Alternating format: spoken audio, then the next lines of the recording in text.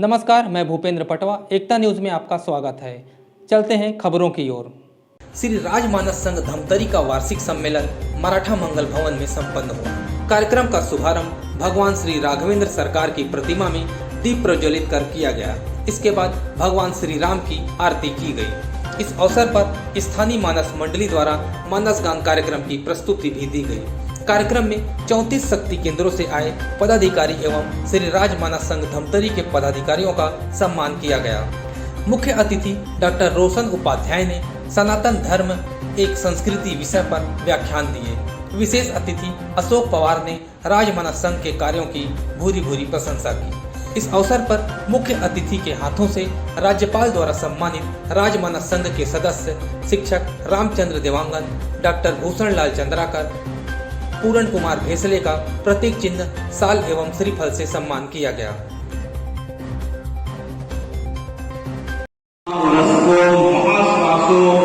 महाश्वासो महेश्वासो, इस प्रकार से जो है गुण चंद्रो अरण्यमा महावरस, जिनकी जो है छाती जो है अत्यंत विशाल है, छाती भरी हुई है। महावरसो महेश्वासो, उनका जो है तीर धनुष अत्यंत विशाल और अत्यंत भयानक और शत्रुओं को त्राण देने वाला है। और जो है गुण चक्रू अरण्यमा, जो अपने शत्रुओं को मात्र धनुष की टंकार से जो विभोग कर देते हो, ऐसा उनका धनुष है। अजान बाहु सुशीला सुललाटा सुविक्रमा। हे राम जी, आपके जो बाह है, आपकी जो भुजाएं है, वो घुटने के नीचे जो है जा रही है, इसलिए आपको अजान बाहु कहा जाता है। अजान बाहु सुशीला सुललाटा सुविक्रमा, आपकी ललाट अत्यंत उन्नत, अत्यंत चौड़ी और अत्यंत चमकीली है। आपका चेहरा आपका अत्यंत तेजस्वी और आकर्षक है।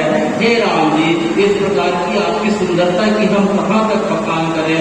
मानव को जो है इस प्रकार से हजारों ने कोटिसा महादेव आपके जो है चरणों के फूल की बराबरी नहीं कर सकते। इस प्रकार से आपका स्वरूप दिखाई पड़ रहा है। और इसके पश्चात समासम नित्यांगा, आपके एक एक अंगों की बनावट जो है एकदम सम है, न कोई अंग छोटा है न कोई बड़ा है। और इसके पश्चात भगवान बताते हैं स्निग्ध वर्णा सुखायमान, स्निग्ध वर्णा प्रतापवान, आपका शरीर का एक एक अंग प्रत्यंग इतना चिकना और इस प्रकार से इतना मुलायम है कि मानो आपके श्रीअंगों को छूते ही उसमें जो है गहरी रुधिर की धाराएं जो है टपक पड़ती हो। इस प्रकार से आपका अंग जो है इतना सुकोमल दिखाई दे रहा है। इसीलिए जो है अगले श्लोक में जो बता रहे हैं कि जो है हे राम जी, इस प्रकार से जो है वाल्मीकि जी ने नारद जी से राम जी के 16 गुणों के बारे में पूछा था, लेकिन जो है नारद जी ने जो है राम जी के 68 गुणों के बारे में बता दिया, क्योंकि समय की मर्यादा है, इसलिए अभी हम यही तक सुन पा रहे हैं। तो कुल मिला के कथा का मतलब क्या है? कथा का मतलब जो है संसार के आवश्यक कार्यों को भगवान के दिशा निर्देश के अनुसार करते हुए जब हम जो है भगवान के गुणों की, उनके नाम की, उनकी लीला की, जब उनकी कथा की, इस प्रकार से उनके श्री अंगों के विग्रह की जब हम चर्चा में इस प्रकार से रम जाते हैं, तो हे भगवान, इसे ही कथा कहा जाता है। बाकी चीज तो व्यथा ही कथा है। इसीलिए कहा गया है रामस्य नाम रूपम च लीला धाम परम एतत् चतुष्टयम् नित्यम श्री सच्चिदानंद विग्रहम, कि हे राम जी, आपका जो स्वरूप है अर्थात आपके मूर्ति में जो विग्रह है, आपका नाम है, आपकी लीला कथा है और आपका जो धाम है, चारों भले ही अलग अलग प्रतीत हो रहे हो, लेकिन मूलता वह एक ही है। जो है वह चारों कुल मिला के राम की है। इसीलिए राम से नाम रूपम च लीला धाम पराक्रम एतत् चतुष्टयम् नित्यम श्री सच्चिदानंद विग्रह, ये चारों जो है अलग अलग प्रतीत होते होते भी आपके ही विग्रह माने गए हैं। इसलिए हे राम जी, आपकी कथा ही जीवन का सार है। तो हे राम जी, क्या आपकी कथा सिर्फ धमतरी में चलती है? बोले नहीं नहीं, अभी हमें पूज्य गोस्वामी सर ने बताया कि पूरे भारतवर्ष में छत्तीसगढ़ जिला ऐसा है जहाँ सबसे ज्यादा राम कथा बोली गई और सुनी जाती है। अच्छा, तो क्या छत्तीसगढ़ के बाहर भी जो है राम जी की कथा चल रही है, अनंत काल से चल रही है? या भारत तो 47 के बाद का भारत है, उसके पहले जो दो पड़ोसी देश पूर्वी और पश्चिमी जिसे कहा जाता है वो तो भारत के अंग थे। तो हे वाल्मीकि जी, जो आपकी रामायण है उसके साथ में उसके अलावा भी अन्य रामायण है क्या? तो रामायण तो अनंत रामायण है।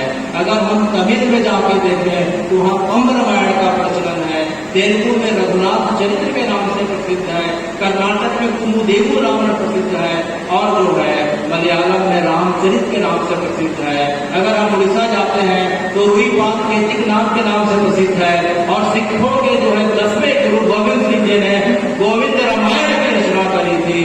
तो इस प्रकार से भारतवर्ष के अलावा भी अगर हम देखते हैं तो हे वाल्मीकि जी, अगर हम थाईलैंड की बात करें तो 1350 में थाईलैंड के जो राजा थे, आज तक वहाँ राजशाही की परंपरा चल रही है, उन्होंने अपने राज्य की राजधानी को अयोध्या नाम रख के स्थापित किया था।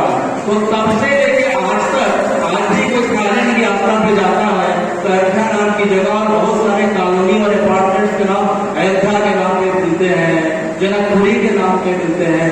और हे राम जी, थाईलैंड का राष्ट्रीय ग्रंथ जो है वह रामायण है। भले ही लोग जो है अपने आप को दूसरे पंथ में अपने आप को मतांतरित कर लिए हैं, लेकिन आज भी वहाँ का राष्ट्रीय ग्रंथ रामायण है। और वहाँ के जो राजा हैं अपने आप को उसका वंशज मानते हुए अपने आप के नाम के आगे चक्री लिखते हैं, क्योंकि आप जो है सुदर्शन चक्र का आपका जो प्रतीक है। तो वर्तमान के इसके पहले जो राजा थे अतुल्य भौम राज जो है चक्री द 9 के नाम से जो हुआ करते थे, अभी जो है उनके वंश परंपरा में चक्री 10 हो गए हैं। तो इस प्रकार से थाईलैंड के बाद अगर हम देखते हैं हे राम जी, जो इंडोनेशिया बगल में दिख रहा है दक्षिण पूर्व में, वहाँ जो रामायण जो चलती है उसे स्वर्णदीप रामायण बोलते हैं। वहाँ योगेश्वर रामायण चलती है, वहाँ रामायण काकाबिन के नाम से चलती है। उसके बाद अगर हम मलेशिया जाके देखते हैं तो वहाँ इकायत सेरिया के नाम से रामायण है।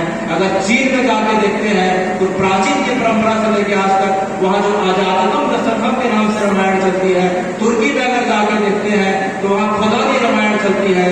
और कैरेबियन कंट्री में अगर जाके देखते हैं तो जो लाओस नाम के जो देश है वहाँ प्रहलाद राम जातम के नाम से चलता है। नेपाल में जानकी चरितम के नाम से चलता है। तिब्बत में काव्य आदर्श के नाम से चलता है। और ग्रीस कवि जो हुए हैं होमर हुए हैं, उन्होंने टायरनेसिया नाम से जो है रामायण की रचना करी है। और नोनस नाम के कवि जो रोम के हैं उन्होंने इलियाड नाम से जो है राम जी के चरित्रों का वर्णन किया है। इराक और ईरान के बीच अगर जाके देखें तो वहाँ पेनुला की जो घाटी और पहाड़ियां हैं वहाँ अनंत अनंत राम जी के चरित्रों का गुफाओं में भित्ति चित्र में इस प्रकार से उनके लीलाओं का वर्णन मिलता है। और जो अमेरिका और मैक्सिको की सभ्यता है, अभी की सभ्यता के 4000 वर्ष पूर्व अगर हम सभ्यता देखते हैं तो जो माया विवाह सभ्यता थी वहाँ है राम जी, वहाँ पूरे के पूरे आपके चरित्र का वर्णन मिलता है, राम जी के चरित्र का वर्णन मिलता है। रोम शब्द की उत्पत्ति राम से हुई है, क्योंकि जो है रोमन में आप वो कहा जाता है। इसलिए पूरे भारतवर्ष में ही नहीं वर्तमान में पूरे पृथ्वी में जो है राम जी और उनके लीलाओं का और उनके चरित्रों का वर्णन और गान जो है हमें सुनने को मिलता है। इसलिए हमें अपने आप को राम जी का वंशज कहलाने में, राम जी की संतान कहलाने में, अपने आप को सनातनी कहलाने में बिल्कुल हिचक नहीं होनी चाहिए। हमें उल्टा गर्व होना चाहिए कि पूरी की पूरी सभ्यता अगर जो है विश्व संरक्षण का जो सबसे बड़ा जो संगठन माना गया है जिसको यूनेस्को कहते हैं, यूनेस्को ने अभी तक 47 सभ्यताओं की खोज करी है। उसमें 46 सभ्यताएं 45 सभ्यताएं तो अब तक जो है मिट गई है। यूनान की सभ्यता, ग्रीस की सभ्यता, रोम की सभ्यता, बेबीलोनिया की सभ्यता, मेसोपोटामिया की सभ्यता सब आई और कुछ हजार वर्षों में चले गए। लेकिन है राम जी, आपका नाम आपकी सनातन की सभ्यता तब से लेके आज तक चले आ रहा है। तो कब से लेके कब तक चले आ रहा है? तो राम जी का जो वर्तमान जो है, वर्तमान जो काल है काल गणना के हिसाब से देखें तो ब्रह्मा जी की काल को अगर देखते हैं तो वर्तमान का जो सनातन है 1,96,08,53,125 वर्ष पुराना है। तो वर्तमान के जो राम जी है उसमें उन्होंने हमें जो सभ्यता दी है करीब करीब 1,97 करोड़ वर्ष हो गए हैं। बाकी सभ्यता को हवा के पानी के बुलबुले के समान आ रही है और जा रही है। तो हमें बिल्कुल घबराने की आवश्यकता नहीं, मन को बिल्कुल कमजोर करने की आवश्यकता नहीं। किस प्रकार के हवा के बुलबुले, पानी के बुलबुले तो आते रहते हैं और जाते रहते हैं हे राम जी, लेकिन आपका राम सत्य था, सत्य है और सत्य ही रहेगा। और जो है आज के मंच में आपने मुझे अवसर दिया और राजमानस संघ के बारे में मेरा ऐसा मानना है कि आने वाले समय में वही संघ राज करेगा जिसके अंदर मानस की शक्ति हो, जिसके अंदर रामचरित मानस घर कर गया हो, जिसके घर में राजमानस मानस का जो पाठ होता हो। तो हे राम जी आप हम सब पे कृपा करें, इस राजमानस संघ पे कृपा करें। और अंत में जो है मंच में जो वरिष्ठ मौजूद है रामचरित मानस राजमानस संघ के जो अध्यक्ष और संस्थापक श्री अर्जुन प्रिय गोस्वामी जी, उनके चरणों में सादर अभिनंदन प्रकट करता हूँ। श्री सियाराम साहू जी, श्री कुमार सिंह दादा जी, श्री टी.आर. महामंगला जी, श्री भूषण लाल चंद्राकर जी, श्री योगेश्वर साहू जी, श्रीमती श्री किरण जी, यामिनी साहू जी। मंच में सभी सम्मानित अतिथिगणों को मेरा सादर नमन है, सादर नमस्कार। साथ ही यहाँ उपस्थित सभी सत्य स्वरूप संघ के द्वारा यह वार्षिक सम्मेलन का आयोजन किया गया है, जिसमें मुझे आकर आप सभी से मिलने का अवसर प्राप्त हुआ है। और यहाँ पर जितने भी उपस्थित भाई बहन सभी मानस संघ से जुड़े हुए हैं, सभी प्रभु श्री राम से जुड़े हुए हैं, उस परम सत्ता सत्य स्वरूप परमात्मा से जुड़े हुए हैं। और ये बड़े आनंद का विषय है कि इतने सारे कोई कथावाचक है, कोई व्याख्याकार है, कोई गायक संगीताचार्य है और उन सब के सामने हमारे परम आदरणीय गोस्वामी जी, आदरणीय साहू जी, तो ऐसे ऐसे बड़े बड़े मानस के मानव के मानस के रसिक आप सभी यहाँ पर उपस्थित हैं। और कुछ दो शब्द कहने का मुझे अवसर मिला है। कहते हैं जो राम के में वो राम के हैं और जो भगवान राम से जुड़ जाते हैं उनका जीवन निश्चित ही उज्जवल हो जाता है, उसका जीवन निश्चित ही सार्थक और सफल हो जाता है। और हम सब ऐसे राम के राहगीर हैं जो स्वयं तो आध्यात्म पर चलकर भगवान राम से जुड़कर अपने जीवन के कल्याण के विषय में कुछ सोच रहे हैं, उस दिशा में बढ़ रहे हैं, लेकिन लोगों को भी मानस से जोड़ने का, लोगों को सत्य स्वरूप परमात्मा से जोड़ने का, भगवान से जोड़ने का हम लोग काम कर रहे हैं। और कहते हैं दोनों सत्संग विवेक भावी और राम कृपा में सुलभ रसोई। कहीं न कहीं हम सब के माध्यम से, आप सब के माध्यम से राम कथा जो है वो सत्संग रूप में संसार में, दुनिया में, गाँव में, गली गली में, मोहल्ले में पड़ोसी जा रही है। अनेकों जिला के लोग आप यहाँ जुड़े हुए हैं, अपन उपस्थिति देख आप सबके प्यार मिलते, स्नेह मिलते, राजमानस संघ जहाँ कहीं भी आमंत्रण मिलते निश्चित वहाँ उपस्थिति देते। कोनो विचार सबको उत्थान की ओर बच्चा ऐसी कोई आवश्यक नहीं है, पतन की ओर बढ़ते। बोले यार राजमानस संघ में जुड़े से राजमानस संघ कहा देते, कोनो की हमने मंच भी ही कहा, बोले राजमानस संघ मंच नहीं है, एक सूत्र जरूर देते। हमारे कार्यक्रम होते तुलसी जयंती है, प्रत्येक गांव मनाना चाहिए, अपन शक्ति केंद्र के मानस मंडली बुलाओ। विशेष रूप में अगर आवश्यकता पड़े तो अतिथि के रूप में बाहर से मंडली बुलाया जाए, अन्यथा अपने शक्ति केंद्र के मंडली बुला के वो कार्यक्रम निपटाना चाहिए। अर्थात अपन शक्ति केंद्र के आदमी का मंच मिलते। अब आप प्रश्न करो कि नहीं बाहर में हमें मंच नहीं मिले, तो बाहर में मंच पाकर योग्यता के जरूरी। बोले योग्यता कैसे होते? सबसे पहली रामचंद्र आदमी में अपने आप को आप समर्पित करो, फिर गायन वादन व्याख्यान।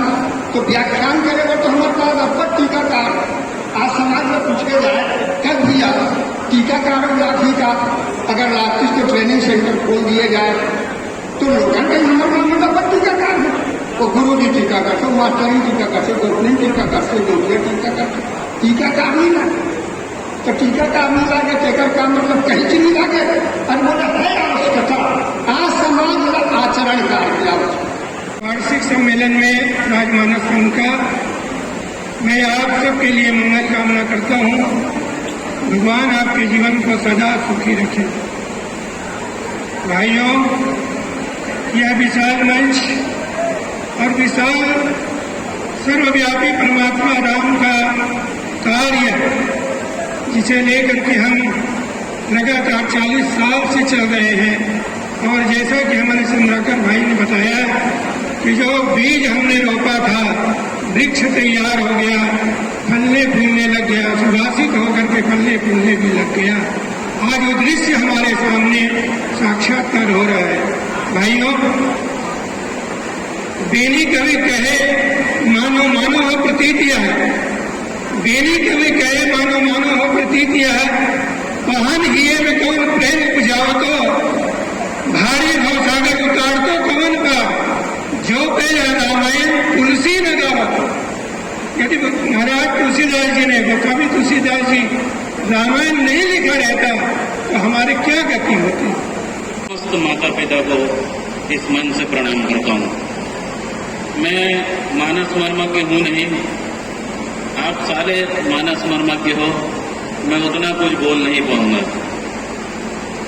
लेकिन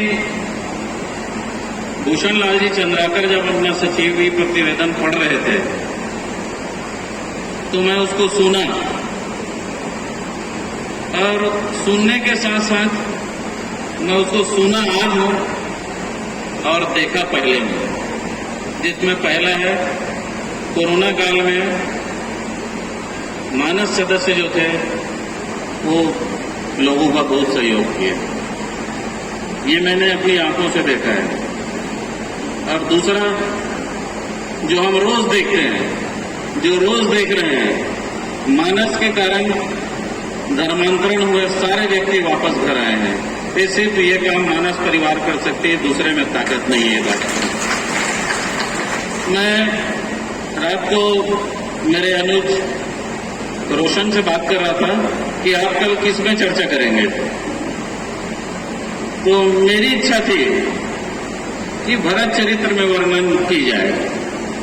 वो बोले कि मेरी इच्छा थी, मैंने प्रकट नहीं किया, मुझे मालूम प्रकट करता तो वही बात आज आपको सुनाते। नहीं, उनका था कि भैया आज राम जी के चरित्र में मैं आपको बता देता हूँ, 2 मिनट में छोड़ दूंगा। मैं आप सबसे सादर अनुरोध करता हूँ कि जब वो राम चरित्र का वर्णन आपके पास करेंगे तो सुनने के साथ साथ रात साफ करने की कोशिश करना। जीवन का परिवर्तन यहीं से है।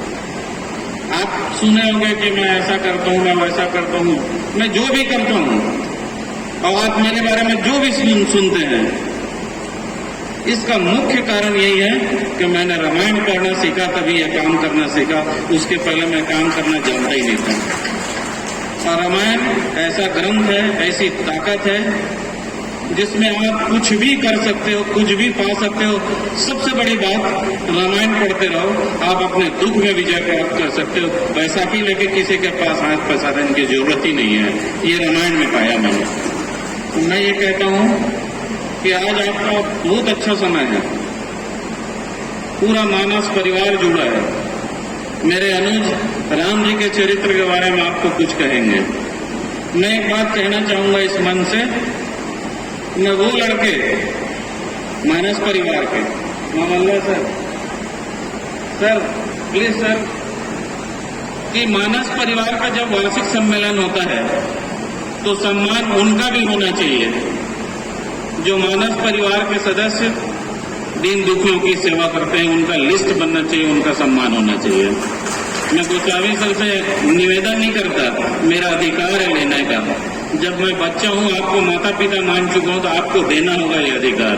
और ऐसे लोगों का सम्मान करना चाहिए जो मानस परिवार धर्मांतरण करके लोगों को वापस हिंदू समाज में शामिल कर रहे हैं। ऐसे मानस परिवार को भी सम्मान करना चाहिए, चाहे इसमें पैसा जितना भी लगे। हिंदू में इतनी ताकत है कि ऐसे कार्यों के लिए कितना भी पैसा दे सकती है। आप लेने वाला चाहिएगा, उसके लिए देने वाले की कमी नहीं है। मैं ऐसे लड़कों के लिए, मैं तो ज्यादा कविता जानता नहीं, थोड़ा बहुत रामायण के दोहे पढ़ लेता हूँ, लेकिन ऐसे जज्बाती जो काम करते हैं उनके लिए 4 पंक्ति बोलना चाहूंगा। वक्त को जिसने नहीं समझा उसे मिटना पड़ा है, वक्त को जिसने नहीं समझा उसे मिटना पड़ा है। बच गए तलवार से तो फूलों से कटना पड़ा है, बच गए तलवार से तो फूलों से कटना पड़ा है। गर इरादे होने तो नदी के राह से चट्टान को हटना पड़ा है, चट्टान को हटना पड़ा है, चट्टान को भी हटना पड़ा है। मैं व्यक्ति से आपने जो सुना, मुझे आपसे एक ताकत चाहिए कि मैं 62 साल का होने वाला हूँ, मेरे को 62 साल की इतनी ताकत दे दो कि मैं सब दीन दुखियों की सेवा करते रहूं। सादर नमन। रामचरितमानस मनुष्य के जीवन में अति आवश्यकता है, और खास करके हमारा देहाती गांव क्षेत्र में, गाँवली क्षेत्र में, आंचलिक क्षेत्र में बहुत ही ज़्यादा कर प्रभाव है। हर जगह में घर माने मानस के आयोजन होते गांव-गांव में। और इसी तरह से मैं कहना चाहूँ आपके माध्यम से कि शहरी क्षेत्र में भी एक प्रचार प्रसार अधिक ज़्यादातर होना चाहिए, और लोगों के मन में एक प्रकार के भगवान के प्रति आस्था और विश्वास और धर्म के प्रति जागरण होना चाहिए। मानस ज्ञान के माध्यम से मैं तो ये संदेश देना चाहूँगा कि दुनिया में अगर कोई मृत्यु रोग को दूर करना हो तो भगवान का नाम ही श्रेष्ठ है। भगवान का नाम ही मतलब श्रेयस्कर है। श्री राजमानस संघ धमतरी का जब से संगठन बना है तब से हम यहाँ से जुड़े हुए हैं, और यहीं से ही हमारे मानस यात्रा प्रारंभ हुआ है।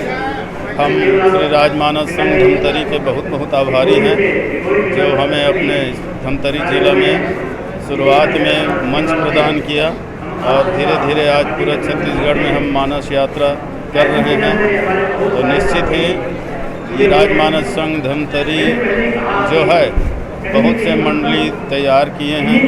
कम से कम अधिकतर ये प्रयास रहता है कि धर्म परिवर्तन ना करें। जो हमारे हिंदू संस्कृति में इतने देवी देवता है उनको छोड़कर रामायणिक में वो लोग भी कहीं ना कहीं मन से दूसरे का उसमें जाकर जुड़ गए हैं ना। रामायण तो पढ़ते हैं लेकिन आत्मसार नहीं करते। ऐसे लोग को आत्मसार करवाना और जन जागरण युवाओं को जगाना विशेषकर। धमतरी में इतने बड़े आयोजन को लेकर क्या कहना चाहिए? बढ़िया है, हर साल होते रहता है। अभी 2 साल कोरोना काल में ये आयोजन नहीं हो पाया था, अभी हुआ था, इस कारण ये अपार जन सैलाब जो आप देख रहे हैं। मुझे किंचन को अर्जुन पुरी गोस्वामी कहते हैं, वैसे शैक्षणिक जगत में मैं सेवानिवृत्त प्रधान पाठक हूँ। रामगढ़ सीमा का निवासी हूँ और सेवानिवृत्त हुए मुझको लगभग 10 वर्ष हो चुका है। धमतरी में इतना बड़ा आयोजन हुआ है मानस सम्मेलन में, कहाँ से लोग? इस राजमानस संघ का वार्षिक सम्मेलन 2 वर्षों के बाद जो हुआ है, ऑलरेडी कोरोना काल में नहीं हो पाया था, और वर्तमान में मैं स्वयं जान नहीं रहा था। अभी मुझे जानकारी मिला छत्तीसगढ़ से बेमेतरा जिला, महाराष्ट्र से गोंदिया से, उड़ीसा से नवरंगपुर जिला से, कांकेर जिला, रायपुर जिला, महासमुंद जिला, गरियाबंद जिला, दुर्ग जिला, बालोद जिला, राजनांदगांव जिला और बेमेतरा जिला, मुंगेली जिला, अधिकांश जिलों के राम भक्तगण जो है आमंत्रण को स्वीकार करके पधारे हुए हैं। वैसे मंशा तो हमारी ये थी कि हमारे संरक्षक है राजमानस संघ के श्रीमती तिलेश्वरी किरण कि जिले के भगवान के भक्तों को बुलवाया जाए करके, लेकिन प्रभु की अपरिमित कृपा की व्हाट्सएप में देख करके और राजमानस संघ के जो जन जागरण का मानस के माध्यम से सनातन धर्म के प्रचार प्रसार के लिए जो योगदान है उसको देख करके कबीरधाम जिला से लेकर के प्रायः छत्तीसगढ़ के विभिन्न जिलों से, अधिकांश जिलों से भगवान राम भक्तगण जो है आए हुए रायपुर से लेकर के।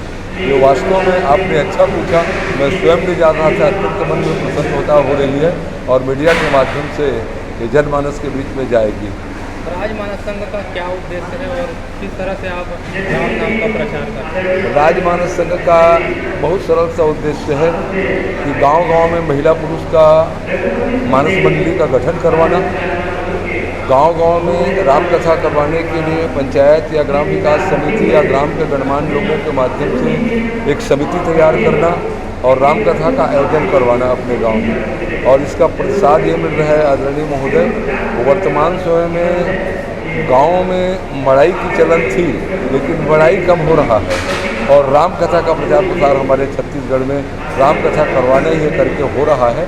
और इस तरह से राम कथा के प्रचार प्रसार के लिए हम अपने जिलों को 34 शक्ति केंद्र में बांट करके शक्ति केंद्रों के माध्यम से आजीवन सदस्य बनवाना, रामायण मंडली बनवाना महिला पुरुष का और राम कथा का आयोजन करवाना, दानदाताओं को उत्प्रेरित करके उनसे दान की राशि देना।